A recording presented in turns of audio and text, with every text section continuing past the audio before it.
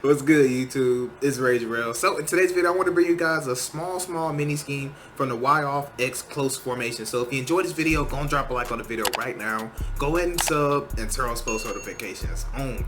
So for those of y'all that don't know, this formation is actually really similar to the Y off trips Pats or U trips, as most people do know it. So I kind of want to actually go through the basically the packages, because I actually like putting in a running back in at the tight end position, which is right here where you see Jordan Atkins at. Now when you do this, please make sure you do not actually sub in nobody right here. So if you want to put in a tight end, make sure you do it in your depth chart. Don't sub in nobody and then try to do the package, or it's not going to work. Now as far as packages goes, you actually want to go over right here and go to fullback wing. And what that's going to do, it's going to put your second running back in at fullback. So that's what I highly suggest you to do.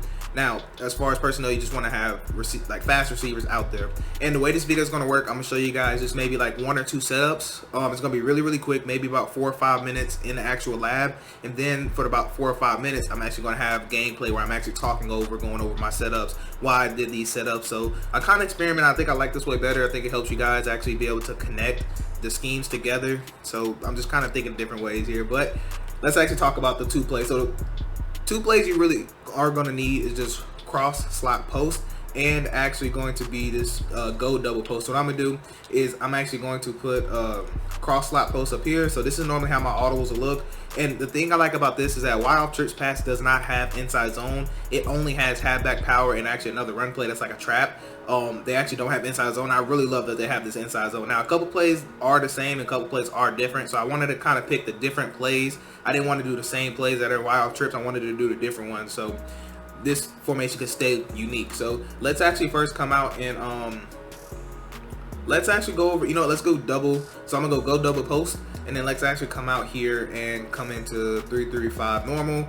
Now right here, I'm just gonna sub in some garbage people just so I can have just a tiny bit of time to throw the ball. And let's actually put some safeties in here right here. So let's put another safety right here. And the reason, like I said, I use the Packers because they are one of the fastest defenses in the game. So that's why I like using them. So let's actually put in cover 4 drop right here if I can find it. Cover 4 drop, boom. So let's come out in cover 3. So while I'm backing the ball up, I just want to say you want to make sure you run this offense with your 3 receivers, well, your 2 receivers and tight end to the strong side. So you basically want to run them to the wide side pretty much. So the solo receiver should always be to the short side just like this. And the reason why is because you want to give yourself space to run these nice concepts that I'm going to show you in gameplay. So like I said, I'm only going over 1 setup, but I'm showing you basically my favorite setup that can get over every single zone coverage, and it also does really great against man. Then we're going to show gameplay showing different setups, and I'm kind of walking you through those setups. So let's go ahead and dive right into it. So for this setup, I love to take X, put them on a flat route, take R1, put them on a slant.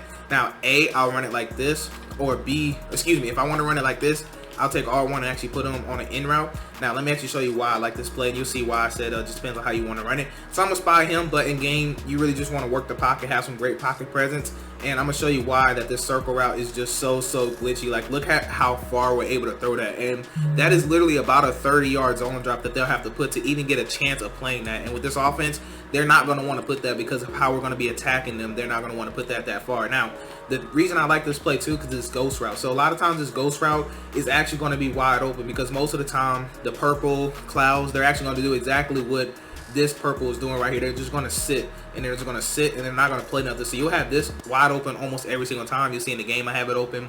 And what you're banking on the fact that the user is actually going to be guarding somewhere in the middle, because the way we're going to run this offense, you're going to see in game, you're going to force the user to stay in the middle of the field. And when you force the user to stay in the middle, we're going to attack the outside. That's why this offense is just crazy. So what's going to happen a lot of times is you can have this in route right here, and that's why I like it. But obviously they got spies, so you'd want to just move yourself to the left and then throw that in route right here if the user's not there. And obviously if the user's not there, we'll go ahead and have a nice dot right over the top. So real quick, I will show you the second setup that I like to take X, put them on a flat route, take R1, put them on a slant, and go ahead and motion that guy over. Now I'm going to go and spy just so I don't get hollered at. And what you're going to be able to realize too is that we'll have that slant right there. A lot of times you just want to possession catch that, and you want to do that because you want to get aggravated with it. You want to take those 4 or 5 yards, because you want that user to have to go guard it, because if they're playing any type of zone, normally they're going to have to go worry about that slant, and that's where we're actually going to catch them over the top of circle. So I like to show you that circle still gets open. You just have to have a little bit of pocket presence, like you might have to move around, step up some, step up, and then you could tell like you'll have that nice dot right there. You just got to work the pocket, you know. So that's why I spy people in practice mode, because they make it hard to work the pocket in practice mode, but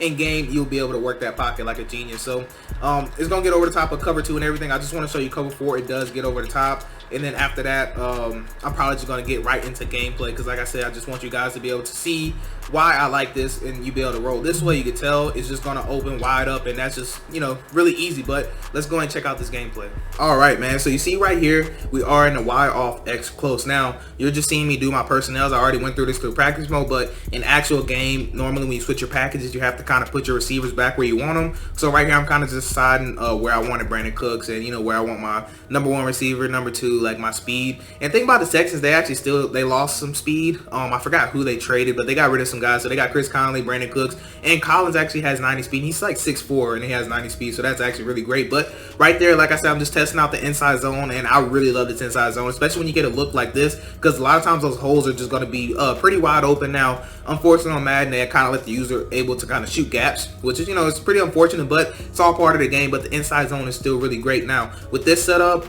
it's basically just a reading concept. So if the user follows the slant, I'm looking for the in route, and basically just reading the user. Now right there, he is taking my slant, so what, I'm going to hit the in route. Now the only reason I was an incompletion is because you got to make sure that you actually lowball that. If you don't lowball that, then you will throw a pick. And one thing that you realize too is that my running back is always going to be on a route. So why is my running back on a route? Because I want to open up the middle of the field, so I want the user to have to guard it. So if the user's not in the middle, guess what, boom, you want to take that slant every time. Now look at how many yards I was able to get with that slant. Like, look, they're still letting me fight. I literally got like 21 yards off of that slant, which is why I said you want to take those slants. You know, you don't always have to go for the chunk plays, because this game is just built around, you know, dinking and dunking. So that's what we want to use it. Now this setup right here is just a simple flood concept. You can tell user cannot stay in the middle. Why can't the user stay in the middle? Because he's all out blitzing. So his user is responsible for the running back, which is why you want to go ahead and swing them out. Now I do apologize if you hear the train. I do live next to train tracks, but let's go and keep it going anyway. So this setup right here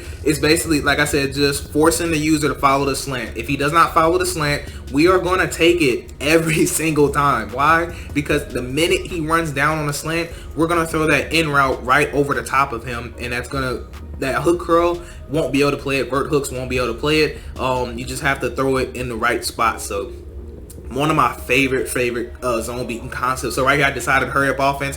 I like the way the run looks. I figured he wasn't gonna run commit. He seemed like the type to not run commit, and we actually paid off, and we did get in the end zone right there. So yeah, we ended up getting a pick 6, so we got the ball back. Now it's actually right before half, and I wanted to show you guys the power. I mean, the power is actually in the Y off trips formation, so you guys should know how the power works. But for those of you guys that don't really know, it's a really great run if it's versus a particular defense. Like, you can't really use it against everything. You kind of have to just gauge, like, you can't use like inside zone basically. So like I said, right here you guys see I'm not really running a lot of just different things. You know, I'm just doing a lot of the same things, just, you know, forcing the user. Because when you guys actually figure out, Madden is just forcing the user to have to play something, and you're just taking advantage of what the user doesn't guard. Because a lot of times you got to understand that every defense, no matter what defense, you can think you have the perfect defense, there's always a way to get somebody open. You know, you just have to figure out those concepts to get people open. Now right there, just like I actually had my running back open, right? So the only reason that I threw that was because I knew it was going to be open. I seen it was open, and I just got to throw out a sack. You know, nothing I can really do about that. And we do end up getting a turnover.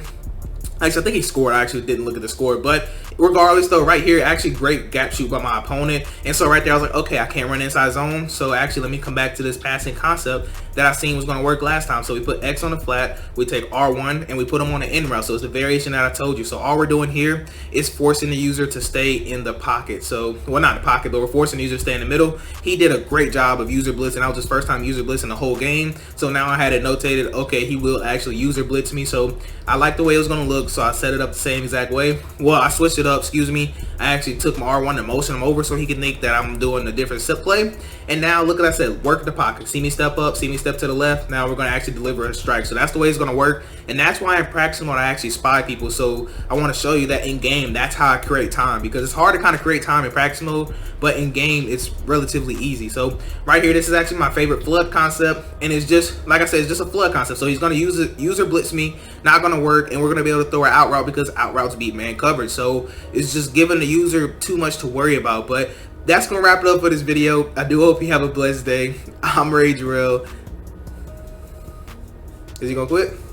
And I'm out.